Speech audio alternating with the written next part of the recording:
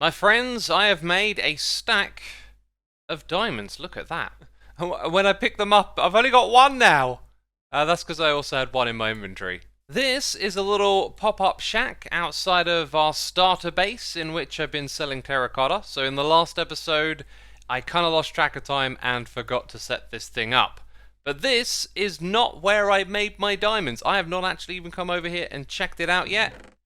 Hey, look at that! We've made some additional diamonds over here.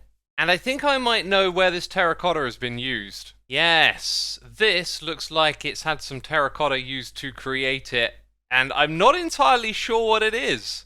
This is now a new thing on Hermitcraft, I guess. Giant statues of creatures and beasts. I gotta say, I love it. It looks amazing around here. But anyway, the question is, how did I become so fortunate and get my hands on so many diamonds? Well, it actually started with me making my way up this mountain here, for I needed iron and I needed coal, and in 1.18 the mountain terrain is the best place to get both of those things. So I went looking for some caves, and pretty much straight away I happened to stumble across a skeleton spawner high up in the mountain. And so naturally the next thing that I set out to do was to create a skeleton farm around the mob spawner. And this is just like you've seen it time and time again. The skeletons get funneled down to an elevator, they get taken high up, and they get dropped down so that they can be a one-hit kill here at the killing chamber. So the setup here is a little bit quirky, as I've just built it from memory, meaning that if I go any further than that fence post, we no longer activate the spawner. I've also got a fence gate here because sometimes there is the thorns effect, which like pushes you back. So I've been using my clicker a little bit here to get lots and lots of XP.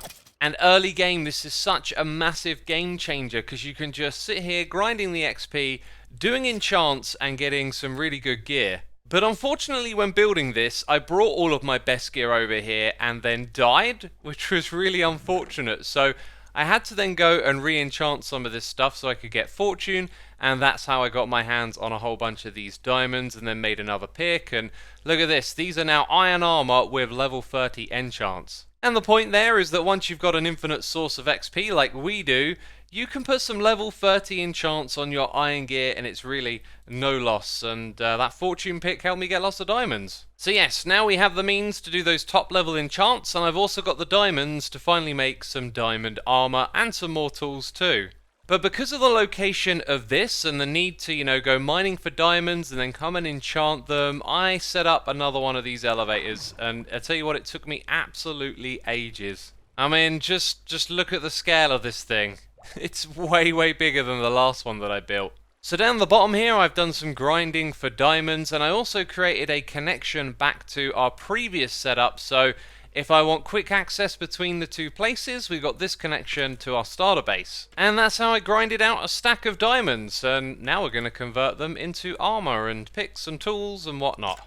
And I gotta say, is it me, or did something change in 1.18? All I've ever seen is Fortune 2 for a level 30 enchantment so far. I haven't done a crazy amount of enchanting, but it just seems kind of unlucky. It's always Fortune 2. And the very next enchantment that I make is Fortune 3. Of course it would be. That's exactly how that works. So there is one more component in gearing up, and that is the mending enchantment. And last season I tried to be self-sufficient and do all the trading with the villagers myself, and since I've recently done that, this is why I gathered a lot of diamonds, because we're going to get help from some of our fellow hermits. And look at this bridge here, by the way. That is like a really beautiful arc shape, and it's all pretty much built out of cobblestone, yet it looks amazing because of the shape. We are walking through this area, though, to head over to Impulse's shop, where he is actually selling mending books and also other enchantments too. So with the rest of these diamonds, I'm hoping that we can get everything that we need here. So for all of these tools, I can simply just put on the mending enchantment, and then I'll have what I need for the early game. These other ones, though, they need other things, like we need a looting sword for our farm. We also need feather falling, that's really essential early game. And so what we can do here is actually place an order where we tell Impulse what item it is that we want enchanted, and then what enchantments we want on it. So I've managed to squeeze my entire order onto one page here, and I think it's clear enough what I want on each of these. So that's 4 items in total that we're getting enchanted here. And I'm just going to leave Impulse these 22 diamonds and shoot him a message and say, hey, is that enough? Because there isn't actually a price listed, and that would be the last of all of my diamonds. So hopefully that's a fair deal. Wow, there really are just some amazing, inspiring builds here on this server, and I'm hoping to get to a little bit of that today, but currently I don't really have a plan as for what we're doing next. But we do need to go get more XP, grab an anvil, make these enchants, and with the armor that I've got at the moment and these tools, we are pretty much set to go while Impulse takes care of the enchanting. And I don't know how long that takes. It might be a while, but that's absolutely fine. So with our mending enchantment equipped and my tools fully repaired, I headed underground to the bottom of the world to mine us up some obsidian of all things. Then after that I took a trip to the Nether specifically to hunt down some blazes and get my hands on blaze rods. And back at the base in our storage I had already collected some ender pearls, and no, I wasn't making Eye of Enders to go to the end. I wanted to make an ender chest, which is like a backpack, which is extremely useful early on. And so I headed out to the desert to mine us up lots of sand, and I also got my hands on some sandstone as well. Then took a trip over to the mesa and loaded up on some terracotta, and of course the ender chest just helped me transport more of this stuff back to our base. Now obviously we've got a base that needs expanding, and a key component is sand and sandstone, but I've actually decided to put these up for sale over here since we had some success with the terracotta. And look at that, we made another 9 diamonds. I've restocked, and no one's brought any of this yet though. And as of right now, I only have 2 ender chests. So I got one here at the base, the other one is a backpack, and of course we got the silk touch now. So I'll be able to take that around with me and pick it back up again. And then I've just put a few essentials and valuables in here. And something else we should put in there is a flint and steel. And now that we got a bunch of obsidian mined, there's a quicker way to travel around this world, right? I realized I grinded a massive tunnel down to the bottom of the world. And I'm talking about this one over here, over at our skeleton farm. And you know what? I had a good time mining away and listening to some music, so no loss. But what I really should have done is put in a nether portal, right? And here in the Nether, I've hooked it up. That one over my shoulder in a blob of tuff is my main portal. And it's really good to see lots of other portals popping up here and there. It's all a bit janky, but it's nice to see things come to life. And look, the hermits have been to the end dimension, and I think they've defeated the dragon. So maybe next episode we go end city raiding, get our hands on shulker boxes, and that combined with the ender chest will just take things to the next level when it comes to doing projects. And when it comes to that, I want to expand this building. The back of it looks like it does because there's going to be an expansion leading to another one. But as of late, I just haven't had the groove going on for doing this type of build again. It'll come back to me, but in the meantime, I need to come up with something else. And I talked about how I wanted to follow my nose, and I've got a little bit of an idea for that skeleton farm. I deliberately didn't decorate it out of the get-go and wanted to wait until some inspiration would hit me, which I think has happened. But before we do any of that, I do actually want to build a little bit more of the expansion out the back just to show you how it's going to move from one bit to the next. So today over here we will see some more activity taking place. Kind of looks like I don't actually have the resources. I am simply going to just pinch some supplies from my own pop-up shop here. And with that, we'll build a very little something that comes off the back of this one.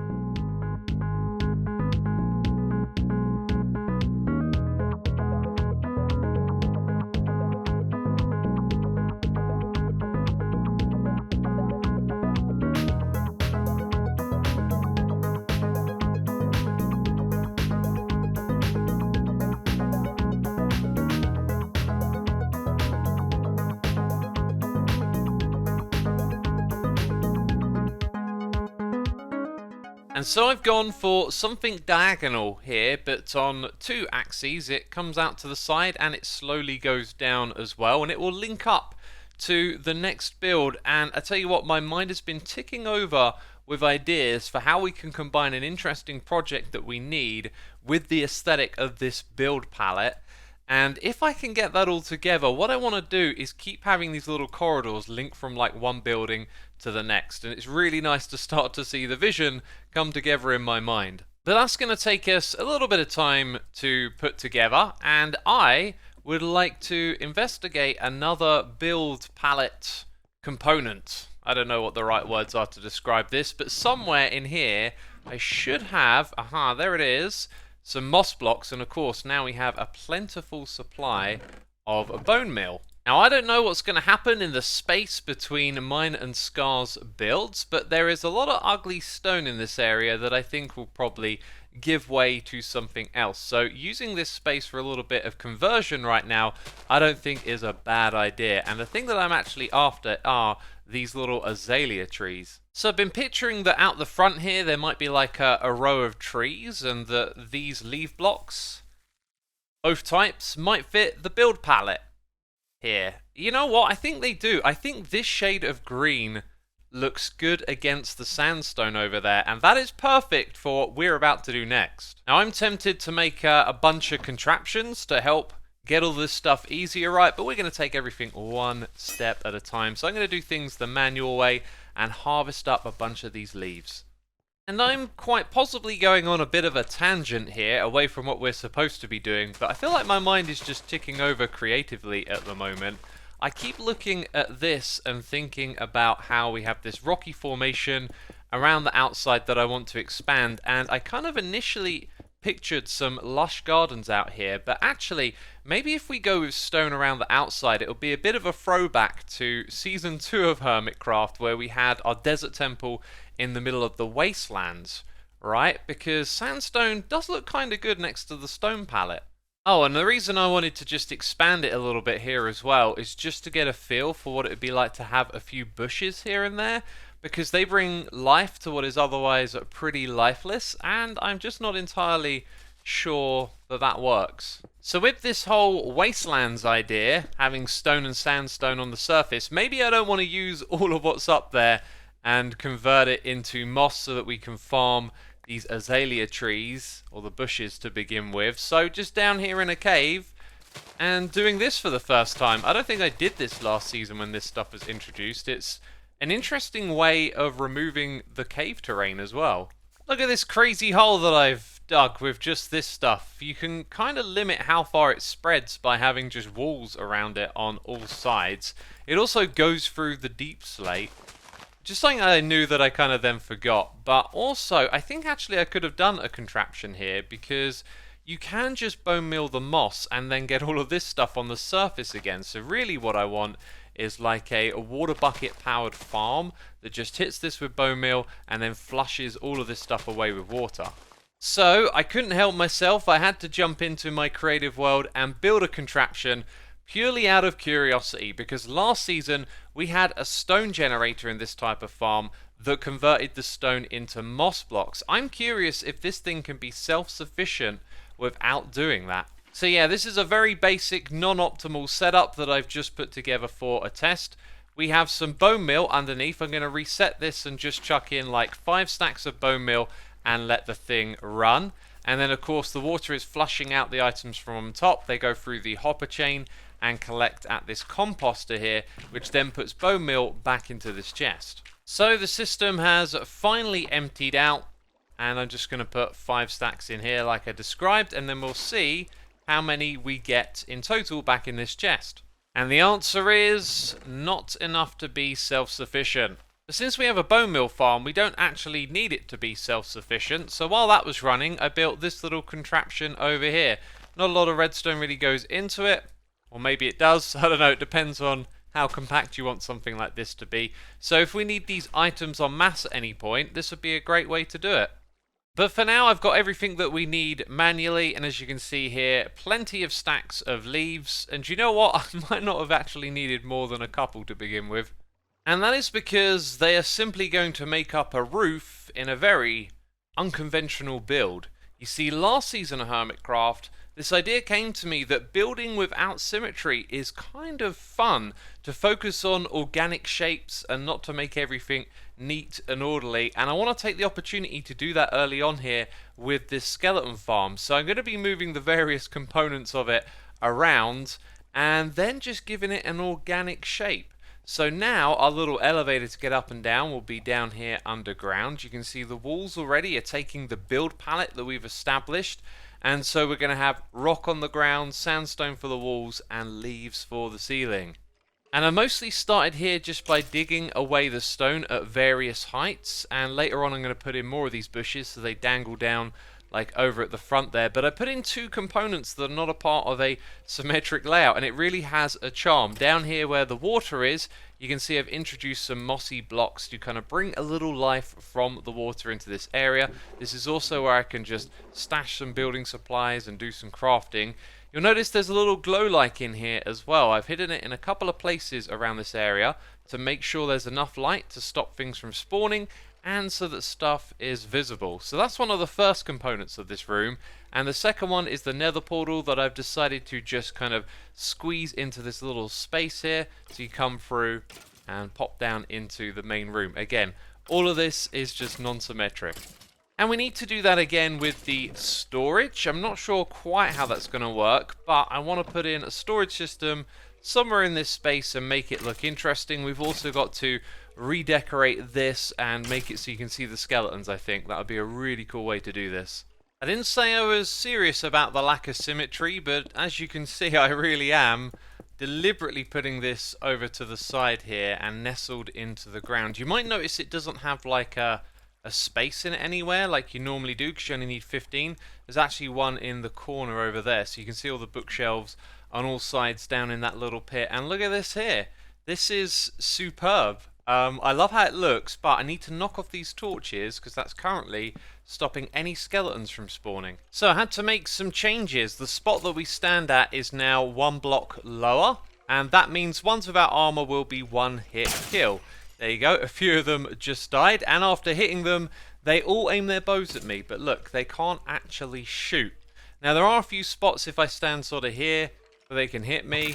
Yeah, I don't know what I want to do about that, but generally, if you just walk up to this thing and attack them, then you're good. The real problem here, though, is that if you stand down in the enchanting area, then they could possibly shoot you, but you can also reach the enchanting table from here. So it's kind of flawed, but what we had before was a stair block there, and I could make it a slab, you know, but I like the way it feels so open with that glass block directly there, so that's why I'm going to leave it like this. And you know what, we're going to have to kind of wrap this one up early because I've run out of iron. So I'm going to need some hoppers to bring the items across to the storage area, which I thought it might be a cool idea to sort of break the theme a little bit and put a little different block palette in this area. So I've thrown in some cobbled deep slate for now, and around the back here is where my hoppers come to.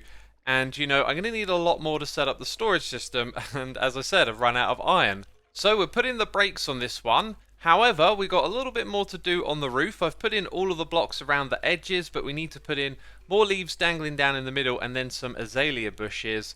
And also, you might have noticed this slab has returned, because when I went down here to get some items out of the chest, I was getting bombarded by arrows. So unfortunately, that's going to have to be there. Glass block slabs. Am I right? We definitely need them now. Okay, that is this area done for now. As you can see, I've put the flowering azaleas kind of at the bottom to give you a sense that maybe it's a plant with a fruit that kind of hangs down from the vine. Looks pretty cool. And there is more that we can do with this project for sure. Maybe making that area look interesting. Perhaps adding a redstone switch to put in some lights to turn it on and off. I've got a few other ideas as well. And if you've got any, let me know with a comment down below. So next we've got an order to pick up, and I thought I'd just show you. I haven't forgotten that, you know, we need an anvil. I've also put an ender chest and left the lapis over here. So this thing is good to go, but we're heading out of here now. And we'll take a shortcut here in the nether and pop through Corralis's nether portal. The view that he has from his base here is kind of incredible. They may not have glass in yet, but you know that they're windows, and just looking out and seeing what all the other hermits doing is just perfect. This place has developed since I was last here, pushing a villager in a minecart over the river. And look at these note blocks. I love the technical feature of this, but when it comes to aesthetics, I think I might modify my pack so the default one is just the regular note block texture, and then everything after that will have the technical info on it. Talk about distractions. I mean, it's the beginning of the season. There's going to be stuff popping up everywhere. But we're in this spot to head back over to Impulse and to pick up our order from earlier. And look at that! That's a very interesting build. Everyone is just bouncing off of one another on this community, always coming up with new and interesting stuff. So a couple of days have passed since we put this order in earlier in the video. All of my diamonds and items have been accepted, and these are what we get in return. I just need to rename them, but they've all got mending. They got the enchantments that we really need, like feather falling. That's just wonderful. And we got looting free, which will help us get a lot more bones from our skeleton farm. And speaking of bones, let's have a look at how many bone blocks I've gathered so far.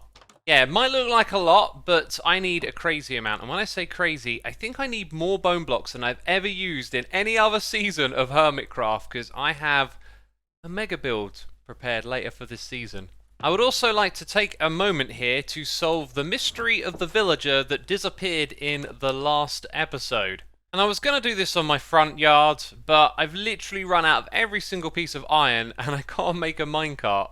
So, you ready to see a magic trick? Watch the minecart go. And then watch what happens when we hoe the soil. This means the hitbox of this is now lower than a full block, which means that the rail below will pick up a minecart that's in that space, which is just ridiculous. Like, the second I destroy that block, it immediately pops down below. So what happened was we dropped our villager in the minecart onto the farmland that's directly above those rails. So it got picked up, it got sucked down here, and that must have suffocated and unfortunately killed the villager. And that, my friends, brings us to the end of this episode. You've seen a little bit of an insight as to what we're going to be doing in the future. Inspiration has really hit me. I've got tons of ideas, and I think you're going to enjoy the future of the season. Leave a like if you enjoyed the episode, subscribe if you haven't already, and I'll see you soon in another episode of Hermitcraft. Bye-bye.